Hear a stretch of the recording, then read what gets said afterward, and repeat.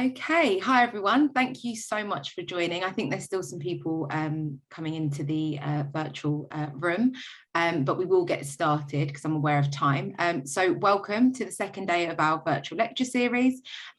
Today's session is going to be presented by Leslie Davis, who is the Senior Lecturer in Cardiac Physiology at Middlesex. Please do get involved. We want this to be an interactive session. If you've got questions, please ask those. You can do that by hitting the Q&A button, which would either be at the bottom of your screen or in the top left-hand corner if you're looking at this on a phone. But please do ask questions and we will answer them at the end. So I'll hand over to you, Leslie. Thank you. Hello, everybody. Welcome. So today I'm going to talk about angiography and interventional cardiology. It's something that's grown quite significantly in the last 10 to 15 years. So the cath lab has become quite an integral part of cardiac department. So what is angiography and interventional cardiology? So as I said, the cardiac cath lab is an integral part of the modern hospital. It's a multidiscipline unit staffed by doctors, nurses, radiographers, cardiac physiologists, healthcare assistants quite often to do, help the patients in and out, etc. We all have to work as a team. It's essential that you work as a team. And we basically deliver cardiovascular procedures.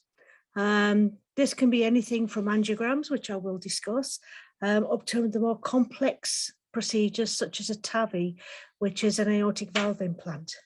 I'm just going to give you a little bit of history about coronary artery disease, how we used to treat patients, what we do now, and how the cath lab became so integral. Okay. So the objects are, by the end of this lecture, you should have a basic understanding of coronary anatomy, coronary heart disease and atherosclerosis, the risk factors and causes of those, the effects of coronary artery disease, and treatment and intervention, past and present. So, starting with coronary artery anatomy. Okay, so a nice diagram there.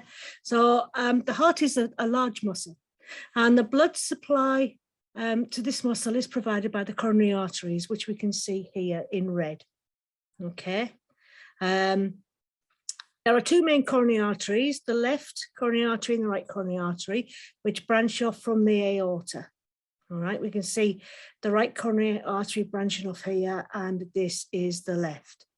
The left coronary artery bifurcates into the left anterior descending, which goes all the way down to the apex of the heart, and the left circumflex, which curves around to the back of the heart. And then the right coronary feeds the right-hand side of the heart and feeds a little bit of the back of the heart too. And each of those arteries is divided into smaller and smaller branches to spread out across the cardiac muscle and ensure that the blood is well distributed throughout, so that the muscle receives plenty of nutrients and plenty of oxygen. What is coronary artery disease? So it's one of the single biggest killers in the UK. It really is. Since the 1970s, we've really brought down the statistics, the amount of people who die, etc. The mortality rate has improved. It really has. Just by learning more about it, improving techniques, etc. But it still remains one of the single biggest killers in the UK. And it's caused by buildup of a fibrous fatty plaque, which is known as atherosclerosis within the coronary arteries. So this plaque is caused by cholesterol and damage to the lining of the arteries. And the damage can be caused by high blood pressure. So if you have high blood pressure that's untreated, it is constantly putting pressure on the vessels. So arteries have three layers, and the inner layer really gets a lot of pressure from high blood pressure. And this causes an inflammation. Smoking, I know that's the evil word and everyone goes on about it, but smoking definitely causes coronary artery disease. And it's more the chemicals that are in cigarettes. So cigarettes are not just simple tobacco, there are additives to make their tobacco last longer and all sorts. And it's those chemicals that cause the biggest damage, and they cause inflammation in the line of the arteries. The cheaper the cigarettes, the worse they will be. Diabetes, high blood sugars, can also add to inflammation of the arteries and cause damage to the linings, etc. And because when the blood sugar is high, the blood can be quite thick and sluggish, so that the arteries, there's a lot of pressure on the arteries as we're trying to get this blood through. Genetics. If you have a family history of coronary artery disease, there is a very strong chance that you will have coronary artery disease as well. And there are certain ethnic groups that are just more prone to it than others. For some reason, anyone of Bangladeshi descent has a massive risk of coronary artery disease. This was demonstrated when I was still a cardiac physiologist. We had a 30-year-old Bangladeshi gentleman who was a vegan. He exercised well, he didn't drink alcohol, he didn't smoke, he never smoked. And he had been getting chest pain, and he had literally been sent for an angiogram just to determine whether or not, more to put his mind at ease, because none of us were expecting it, not even the doctor. Yet he had one artery that was completely blocked, which we opened up, which I will discuss with angioplasty and stenting. And he went on and hopefully leads a happy life. Then obesity. Yeah, obesity is going to put a lot of strain on your blood vessels. And this is going to cause inflammation. This is going to cause damage to the line of the arteries. Just age and gender. Age, obviously, as we get older, those arteries have been in use a long, long time. They begin to wear out. Men are more likely than women to suffer, but this is because women are protected by estrogen. Estrogen is cardioprotective, but once women go through the menopause, things change. They don't have estrogen then. Poor diet, particularly if it's high in saturated fat or high in sugars. Terrible. And excessive alcohol. Okay. And as this plaque builds up, the arteries will get harder and narrower, restricting the blood flow to the cardiac muscle and leading to what we call ischemic heart disease. So what is atherosclerosis?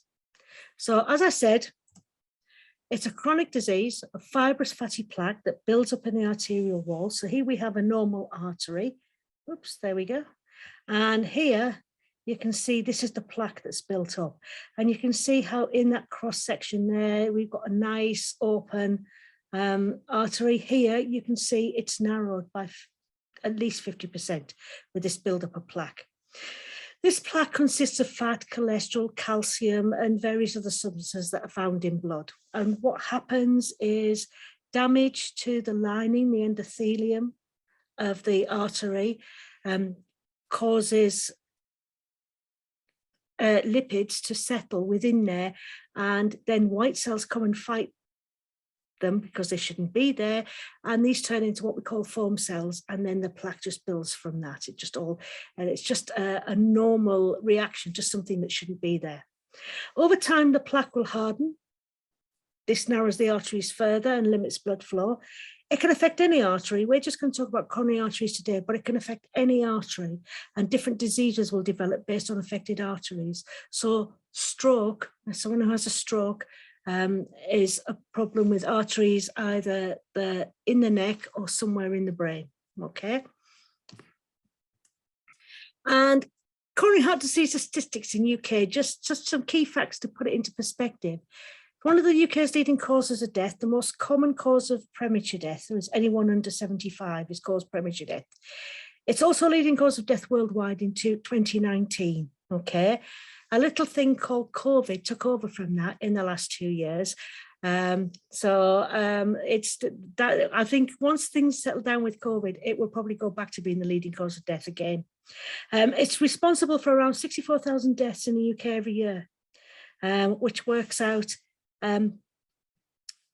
as 175 people each day, or one death every 8 minutes, which is quite scary, really. 1 in 8 men and 1 in 15 women will die from coronary heart disease in the UK. And it kills twice as many women in the UK as breast cancer. Just a scary thought, the premature or death rate from coronary heart disease for Glasgow is 134 per 1,000 people. So it's more than 3 times that for Mid Sussex in southeast England, which is only 39. Early deaths like that are very common in the north of England, central Scotland, and south of Wales, and the lowest in the south of England. And a lot of that is down to diet. I know people talk about the Scots, and it's kind of become a standing joke that the Scots have bad diets and the Scots drink a lot of alcohol, but it is true. I mean, Scotland is the home of the deep fried Mars bar, which is the most disgusting thing you could possibly taste, trust me. One of my boys got one once, and I took a bite and it was really quite gross. But yes, quite a lot of it is down to poor diet. It's just too high in fat and too much alcohol. So that's just a brief history, just briefly about coronary artery disease, what's affected, etc. Now we're going to tell you what the effects of coronary atherosclerosis is. So we're going to talk about ischemia, angina, and heart attacks, or to give it its official name, a myocardial infarction. So ischemic heart disease, as the atherosclerosis builds and the vessels get narrower, the blood flow is more limited to the cardiac muscle. Inadequate blood supply and therefore oxygen to the cardiac muscle. So when the oxygen demand increases, such as during exercise, insufficient oxygen leads to chest pain or a tight feeling in the chest or just general discomfort. So Fred runs for the bus every morning, and when he runs, he gets this tight pain across his chest.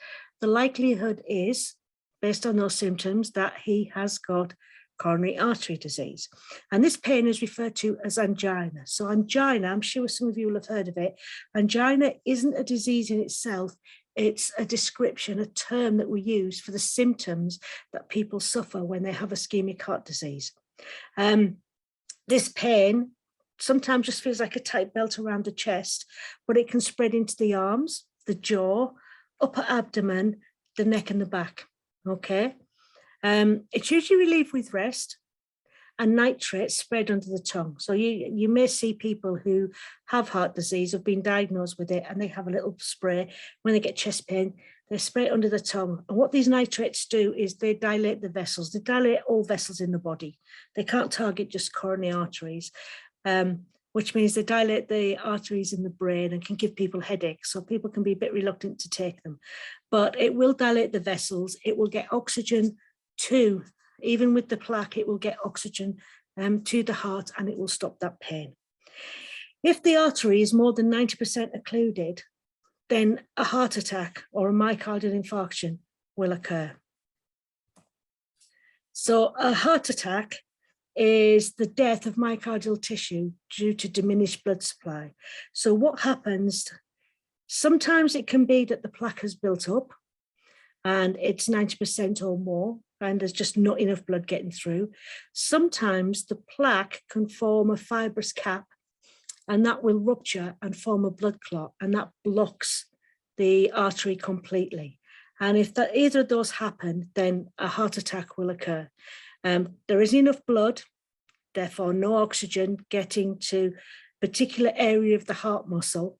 And the longer that goes on, the bigger the risk is. At first, there's just injury to the heart muscle, but as time progresses, if we don't intervene, that injury leads to necrosis or death of myocardial tissue. So a small area of the heart muscle will die, a small area of the tissue, okay? Myocardial damage can be complete and irreversible within 3 to 4 hours. Damage can be limited by clinical intervention, taking someone into the cath lab. And in the UK, as many as 100,000 hospital admissions each year are due to heart attacks, which equals about 1 every 5 minutes, which is quite staggering if you think about it. In the 1960s, more than 7 out of 10 heart attacks in the UK were fatal. All right. My grandfather died. I never met my grandfather. He died in 1961. Massive heart attack, just collapsed and went very quickly. Okay. My father had 3 goes at it. And luckily for him, the intervention, sadly, cancer took over instead, but he survived 3 heart attacks. But today, at least 7 out of 10 people will survive a heart attack. And that, again, is better understanding of it There's always cardiac research going on, always, into all kinds of cardiac disease. And even when we think we know everything, we still carry on researching. There's always something new to learn, okay? It's estimated that around 1.4 million people alive today have survived a heart attack, and 1 million men and about 380,000 women. So how do we treat ischemic heart disease, heart attacks, etc.? I'm going to talk about angioplasty, percutaneous intervention and stenting. So the historical treatment of MI, and this was in place when I started out as a student a long, long time ago. Historically, the patient journey of anyone experiencing an MI would be as follows. So they're suspected of having a heart attack. They would be admitted to a cardiac ward or a cardiac unit. Depending on where they went and what the policies were at the time, they could get a clot busting drug that would, if it break up the blood clot, if the plaque had ruptured. That doesn't always work, because if the heart attack has been caused just by the buildup of plaque that has completely blocked it, there's no clot to break down, okay? But we can give them streptokinase to try and break down any clots. They would then be kept on bed rest and monitored until the MI had fully evolved. So we didn't intervene at the acute stage. We would just put them on bed rest and monitor and keep an eye on them and try and keep them alive until the worst damage had been done and the heart began to recover, okay? By doing this, the maximum damage to the cardiac muscle occurred, but that seemed the right thing to do. Nobody told us to do any different. That seemed okay. A hospital stay would be 5, 7 or 10 days, depending on the severity of the MI and on the number of vessels involved. If it's just one vessel, you probably recover quickly. If it's more than one vessel, then it's going to take longer to recover. After 10 days, if everything's okay, the patient is discharged, or for 5, 7 or 10 days, the patient is discharged to home, advised to rest and not to exert themselves for 6 weeks. Then, when 6 weeks or more had gone, after the heart attack, patients would be admitted to cath lab. This was usually in a big tertiary centre.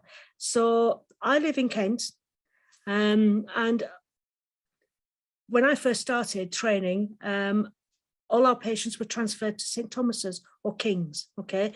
They were big tertiary centres that had cath labs. General hospitals didn't have cath labs, okay? It was seen as an elite thing for tertiary centres, so big teaching hospitals. And they would have an angiogram to assess the status of the coronary arteries to find out, you know, how bad the problem was. Can they do anything to prevent it from happening? And then depending on the results of the angiogram, the patients would be referred for angioplasty with stenting, or if it was severe enough, they would be referred for a coronary artery bypass. And back in the days, there was more people having bypasses than there was having stenting, okay? Now things have changed slightly. Stenting has improved, techniques have improved, skills have improved, and we tend to do more stenting than sending for coronary artery bypass now. So that's how things were. And then we had the PAMI study in the late 90s. Interventional cardiologists start to consider the effects of intervention at the acute stage of the MI rather than using clot-busting drugs. So rather than giving antithrombolytics like streptokinase, they decided, would it be better to, and instead of waiting 6 weeks to then open up arteries, would it be better to go in at the acute stage when the patient had the chest pain and was just starting the MI, to intervene and maybe open up the artery and limit the damage. They thought this would alleviate the bleeding problems that can be associated with antithrombolytics. If it's a clot-busting drug, then it can cause bleeding elsewhere. Also, you would still get recurrent ischemia, okay, in the weeks leading up to having an angiogram.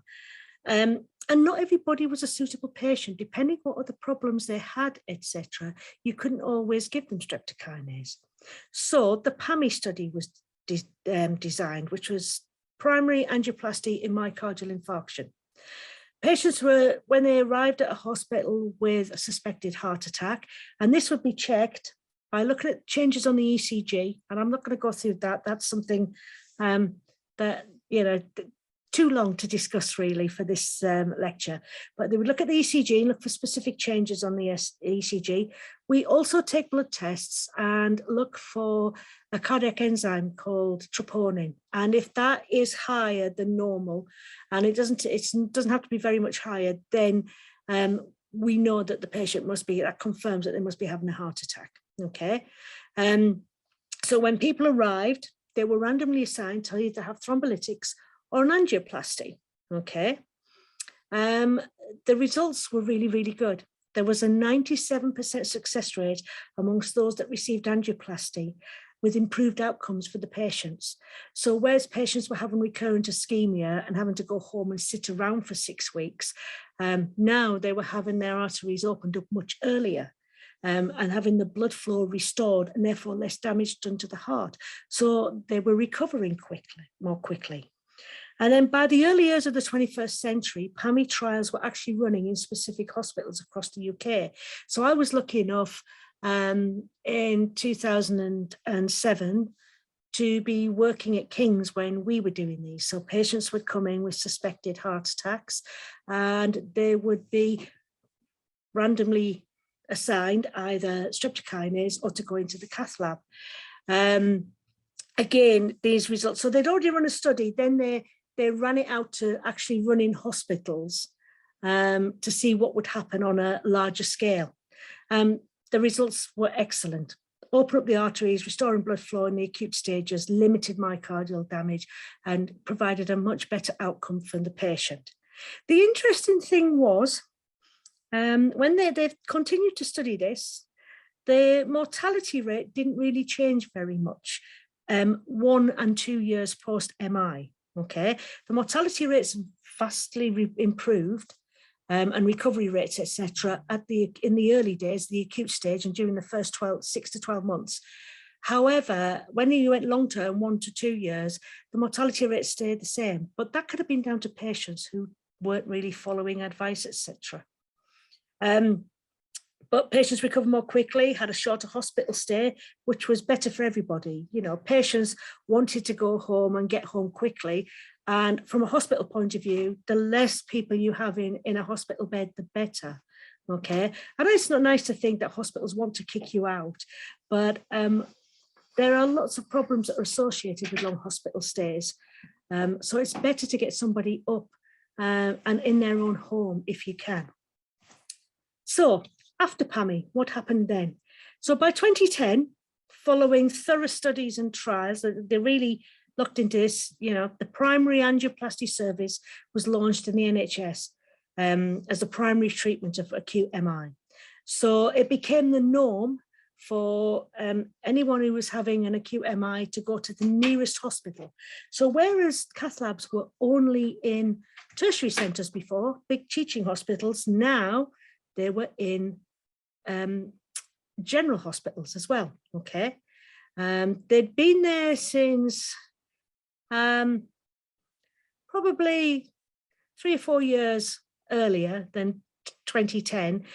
Cath labs started up. They could see what was coming with the PAMI trials. The PAMI trials were so good, they knew that this was coming. And general hospitals had already started doing routine angiograms.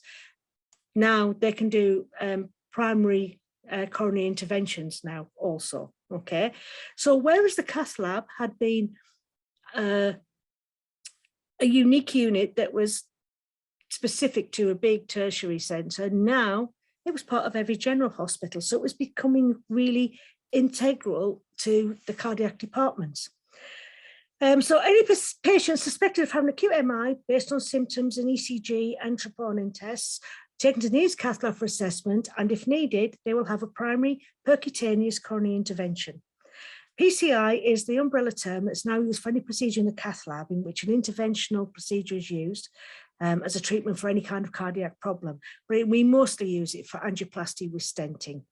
Angioplasty with stenting used to be called percutaneous transluminal coronary angioplasty, and angioplasty actually means using a balloon, but this term was deemed to be more appropriate. So gone are the days now of patients spending 5 to 10 days on bed rest in a cardiac ward. Most simple cases can be discharged home the following day, and at the most, by around day 3 post-MI, okay? So this is, where patients used to sit for 5 days, 7 days, 10 days, just on bed rest. Now they can actually get up and move around and are encouraged to do so because we know those arteries are open now. So ischemia has gone away for the time being. So I've talked about angiography, so I will just bring this up. We'll discuss about it now, exactly what it is. It's a procedure that's performed to assess the coronary arteries. We inject a contrast through a catheter that goes into the femoral artery in the groin or the radial artery in the wrist. Radial arteries, doing it through the radial artery is very, very popular on the continent in places like Belgium and the Netherlands. But in the UK, the femoral artery in the groin is the most common. There isn't a right and wrong way. It's just what you can do and what you're used to. The radial artery is a little bit smaller and can be a little bit more tortuous, meaning it's not as straight. The femoral artery is larger and tends to be straight and just goes straight up the body to the aorta. So it's sometimes easier to access, and this is really whatever you are good at doing, practice-wise. The only benefit of the radial is because it's not in the groin, you can get up and move around it a lot quicker than you can. You have to lie on your back for 2 to 4 hours if you have it done through the femoral artery, okay? But they inject this catheter and we can define the blood vessels by fluoroscopy, which is a kind of moving X-ray image. We see nice black and white images on the screen, and we can look at these arteries and we can determine if they look normal. We're getting 2D images, so we don't just look at them flat. We have something that's called a C-arm that moves all around the table and gets views of the arteries from different angles. So that gives us a kind of 3D image, and we can see if there are any narrowings, etc. Okay, or stenosis as they're called. And then PCI can be performed to open the arteries or intervene. So some people come along for standard angiograms. Sometimes with patient consent, they will consent beforehand that if something is found, they are willing to proceed to PCI. Some people are not keen on doing that. Not very many, but some people are. They want to have a think about it before they proceed. They want to find out what the results are first, but then they can come back and have the PCI and have the arteries opened. Okay, so this is an angiogram here. Oh, I've lost my, there it is. So this, we go in the femoral artery here, and you can go up to the aorta. As you can see, it's nice and wide, nice and straight. And then we get to the aorta here and we connect with either the right coronary artery or in this case, the left coronary artery. And then we inject some dye and we get beautiful images of those vessels. And we can see, if you look at this one, this area has been enlarged and you can see there is a little area there that's narrow, okay? So doctors will then assess that, they'll assess the size of it, etc. If it's not significant enough, they will not stent because that can cause more problems than it resolves. But it is significant enough, then they will put a stent in there. This is a picture of some nice normal arteries. This is what fluoroscopy actually looks like. So this is the coronary artery, right coronary artery, which is like a nice big C. And I hope that my arteries look like this. These are absolutely beautiful. They're nice and smooth. There's good contrast. You can see the contrast going down, it's even and the same color throughout. And the same here over on the left. So this is the left coronary where it connects to the aorta. This is the left anterior descending that goes right the way down to the apex of the heart. This is the left circumflex that is going to go around to the posterior. And then these are all the different branches that are going off. And again, you can see that we've got this beautiful, smooth vessels and nice, steady contrast that looks even throughout. If you have an angiogram, that's what you want your arteries to look like. Angioplasty is a procedure to widen the narrow or obstructed arteries using a balloon. So a balloon catheter will be passed over a wire into the artery. We've got an image of it here. The balloon can be inflated to a fixed size, and these balloons vary in size. They come in millimeter size. So they vary in diameter from 2 millimeter up to about 4 or 5 millimeters, and then in length from about 8 millimeters up to 32 millimeters, which is quite long. And that will, if you put a stent in that long in an artery, it is virtually doing the whole artery. It really is. But you get the balloon in the position where the plaque is, and then you inflate it to the pressure that it states on the box. Each balloon has been tested. We don't inflate with air. We inflate with a liquid that's a mix of heparin and contrast, or saline and contrast, okay? So that we can see where the balloon is. We can't do air because if the balloon does burst, and if you're inflating a balloon, there's a possibility, then you're going to put an air embolism into the coronary arteries and you're going to kill your patient. So we don't put air, we have liquid in there. If the balloon bursts, there's no harm done. The liquid will just go into the bloodstream and be absorbed. So it's not, that's why we do it. But it will push the plaque into the walls of the artery and open up the artery. Now we can see there. So this is our balloon catheter in position. This is our plaque. We've dilated it. These marks here, balloons either have a mark at each end or one in the middle, so that they're radio opaque, so they show up on the fluoroscopy, and doctors can then determine exactly where to put that balloon and position it right. And then they push the plaque, as you can see, into the walls of the artery.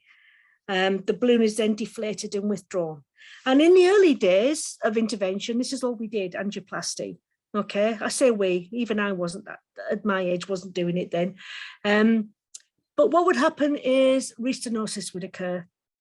So we brought in stents, or they were invented.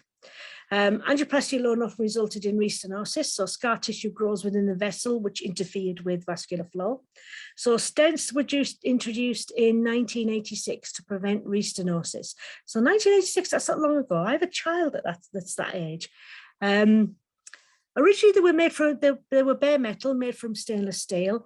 Now they tend to be made from chromium cobalt, and they are steroid eluting, okay? They have a slow release steroid on there, which helps to minimize the, can't think of the word, sorry, I've gone brain dead. The inflammation, so I can't think that, I just can't, the word will come to me in a minute, I do apologize. But as you can see, here's a nice description again. So what we can do is we can sometimes balloon a vessel first, then put the stent in, or some doctors, depends on the stenosis that they can see, the size of the vessel, etc., and the stability of the patient. Some doctors will just directly stent. So a stent will still have a balloon in it and is pushed into place using a balloon. So we can see here on the second image, I keep losing my cursor, there it is. We can see here, so we put the guide wire with the balloon on and the stent, okay, and we inflate the balloon and push the plaque out of place as we would do anyway, but then push the stent into place. Yeah, that can, as I say, that can either be done directly, or you can balloon it with just a plain balloon first. All right, the balloon is removed and the stent is left in place to keep the artery open. It acts as scaffolding. It keeps the artery open and isn't affected by scar tissue, etc. And I still can't remember that word that I was trying to think of. I do apologize. So, conclusion. So, just to add something in as a conclusion, by the 1990s, it was determined that encouraging post patients to rest for 6 weeks was counterproductive. Sitting around doing nothing for 6 weeks was creating what we call cardiac cripples. So, people would have a heart attack. They'd spend 5 to 10 days sat on a hospital ward doing nothing. Then they'd go home for 6 weeks and were told to do nothing, to just rest. So the heart wasn't recovering. The heart was getting weaker. And some people, it got so weak that they struggled with daily life, and it created heart failure. So they realized that patients need to be more active, but in a safe environment and at a safe level. These people had just had a heart attack. And remember, back then, we were letting people letting these heart attacks fully evolve and cause the most damage as possible, because we thought that was the right thing to do. I mean, in the early days of the PAMI, doctors were concerned that patients might arrest on the table, etc., whilst we were doing the stenting. That has happened, but we've brought them back. And it's quite rare to lose people on the table. It really is. More rare than you think. So they introduced cardiac rehabilitation. Patients were assessed by nurse specialists. They were prescribed cardiac exercise with an individual program based on the assessment. So it wasn't the same for everybody. It depended on your stability, the extent of your MI, and so on and so forth, whatever other comorbidities you may have. And then patients would carry out exercise in safe controlled conditions with cardiac trained staff. So if anything did happen and they did, have a cardiac arrest or start to get chest pain, there was people there that would help them. It was usually on hospital premises somewhere. So they were in a completely safe environment. And the health of post-MI patients improved massively with this program. And there were significantly fewer cardiac cripples. We still get people like that. Some people will not engage with cardiac rehabilitation. Some people, no matter what you do, the damage to their heart has been too much, and it just weakens and gets weaker and weaker. But cardiac rehabilitation definitely made a difference. So in the space of 20 years, we went from patients who had heart attacks being admitted to hospital and put on bed rest for 5 to 10 days, then being sent home and told to rest for 6 weeks, and not allowed to do anything until they'd had their angiogram and be given the all clear, okay? This angiogram then would lead to either stenting or to a coronary bypass. But quite often this would lead to cardiac cripples, people weren't really recovering properly, etc. And cath labs were seen as quite unique places, but now they're everywhere. Now, when someone's having a heart attack, we take them in, we open up those arteries and we get the blood flowing to the cardiac muscle quickly, and we limit the damage that has been done to the heart, okay? So the conclusion of this is, until the PAMI trial and the introduction of primary PCIs, the cath lab was a cath lab was a specialist unit at tertiary centres. Now, with all acute or suspected MI patients being routinely taken to the cath lab, it has become a really important part of the general hospitals. Angiograms, routine PCIs and primary PCIs have become the bread and butter of the general hospital, and they run 24/7 for emergencies, yeah?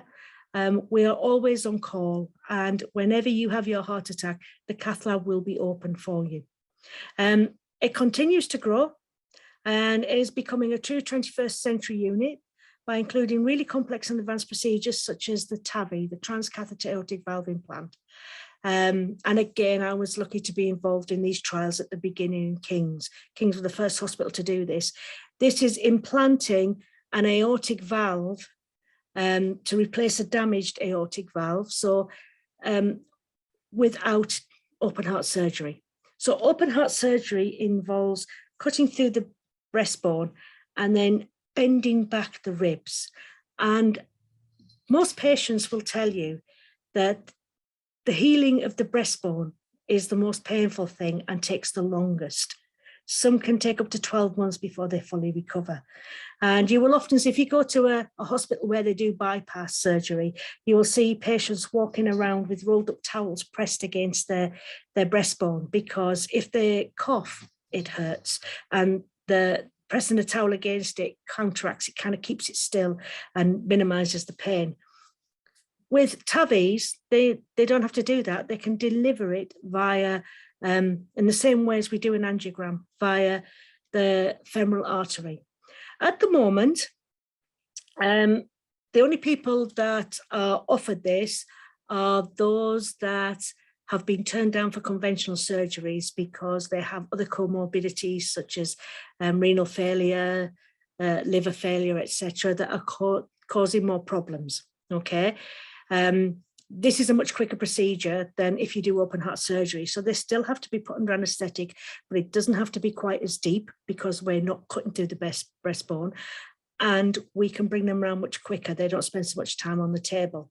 It's been quite successful, very successful. They are now starting to implant other valves like this. So the 4 valves in the heart, they've started to transplant those, and the equipment's getting smaller and better and improving. And eventually, I mean, if I got told tomorrow I needed a new aortic valve, I would ask if I got a TAVI. I would refuse open heart surgery. I would insist on having a TAVI because it is much quicker and much simpler. Okay. And that is the end of my lecture. Yeah, I hope you enjoyed it. I hope you found it interesting. I'm sorry, I still can't remember what that word is. And if you want to know more about how to work in a cath lab, what it takes to become a cardiac physiologist, then please email me. And any questions? I'll stop sharing now. Thank you so much for that, Leslie. That was really interesting. This is time for questions now. So if you do have any questions that you'd like to ask about anything that was discussed today, please do pop it in the Q&A. We'll hang around for a few more minutes just to see if anyone has any questions. If you've got any questions about what it might be like to also study this subject at Middlesex, you can also ask those questions, or if you have anything around the topic and the presentation today, then please pop that in the Q&A button. I've remembered what I was trying. It's anti-inflammatory response. I don't know why I couldn't remember that. So when we put stents in, then the body all you know, will respond to that with the inflammatory response. Okay. There's something new in the blood vessel. It's a foreign body. So this causes inflammation. This is what happens when you get infections, etc. Causes inflammations, and it takes longer for the stent to settle down. With drug-eluting stents, they have anti-inflammatory qualities, so they minimize that, and the healing is much quicker. So that was the phrase I was trying to remember. I'm sorry I couldn't. Any questions? Okay. Yeah, I can see. Sorry. Yep. Do cardiothoracic surgeons carry out any of this work? No, it's interventional surgeons. Cardiothoracic surgeons will do open heart surgery, and we don't need to do open heart surgery for angiograms, for angioplasties. We can implant valves now. We can do a lot with valves that do not include open heart surgery that can be done via the catheter.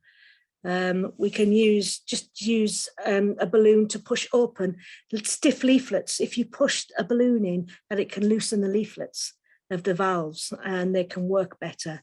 We can repair holes in the heart. We can do aortic and ventricular, but sometimes ventriculars are more tricky and need surgery, but I have seen both done. And holes between the atria, in the septum between the atria at the top of the heart, we can do in the cath lab in half an hour, okay? Do all cardiac physiologists work in the cath lab, or do they work in less acute settings? No, they work all over. I talk about the cath lab because it really has grown a lot, and it used to be a very specialized area. Now, as I said in the presentation, it really is the bread and butter of the modern cardiac department. But cardiac physiologists work in non-invasive, so doing ECGs, non-invasive tests such as echo, which is an ultrasound scan of the heart, exercise tolerance testing, where we have people connected to an ECG machine. We get them to walk on a treadmill. This used to be the test for ischemic heart disease before we could do the cath lab, etc. So people had if people had chest pain, they would get sent to see us and do an exercise test and see if we could recreate the symptoms and have a look at the ECG and see if it was ischemic. But We also do pacing follow-ups. So we run pacing clinics. And when I say pacing clinics, it really should be cardiac rhythm management clinics, because we have implantable ICDs. So people who get dangerous arrhythmias such as VT and VF, and we can implant ICDs. So they get a shock from an internal shock. So instead of people having to put the defib pads on and, you know, do all the casualty stuff, it does it from inside. Much smaller dose of a shock of electricity, but it does it from inside. So there is a lot of different things you can do as a cardiac physiologist. If you have any more questions, as I said, drop me a line. I was a cardiac physiologist for way too many years, but I loved it. I enjoyed it. It was like any job. It had good days and bad days. And no job, any job, no matter how perfect you think it is, will have days when you hate it and dislike it for a number of reasons. But on the whole, I really enjoyed my job. And I felt as if I enjoyed working in the cath lab. I would see people coming in with a heart attack, and these people would be scared. They really would be scared. They were convinced they were going to die. And who can blame them? And we would then go in, open up their arteries, and you could just see them physically change. They get more colour to them. People who are having a heart attack go very grey, so they get more colour to them. You can see they're pain-free. They look better. They look healthier. They look younger quite often because they are pain-free. When they come in pain, they look so much older. So I did enjoy it, and that's why I decided to talk about the cath lab. Any other questions? We've just got a thank you in the Q&A. That's it. I can see that now. Yes. Yeah. You're welcome. You're welcome. I hope you enjoyed it. It's the first time I've done this, and the cath lab, I probably could have talked for hours and hours, but I wanted you to have an understanding of exactly what we did in the cath lab, what the problem was, what it created, and what we did. Do all cardiothoracic work in general hospitals? Not all general hospitals have cardiac theatres. Cardiac theatres tend to be still the domain of the tertiary centres, the large teaching hospitals. But quite a lot of general hospitals will have a cath lab now. And as I said, more and more work is being done in cath labs because stenting has improved so much. The equipment, the skills, the technique, we do more stenting now than we used to do. And people only get sent for coronary bypass surgery if they have triple vessel disease, because those are the nice guidelines.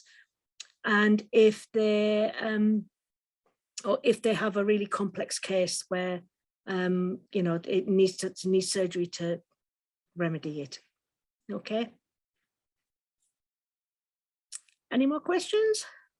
Just one more thank you. Oh, you're welcome. For you. I think that's probably it, so we can finish it there.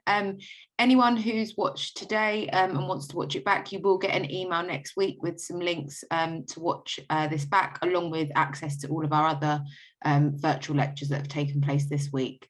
But if there aren't any more questions, I think we can end it there. So thank you very much, Leslie. You're welcome. It's been a great session, and I think everyone's learned quite a lot. I know that I definitely have. So thank you again, and thanks to everybody that has attended. Wishing you all the best, and take care. Thank you. Bye-bye. Thank you, everybody. Bye. Bye.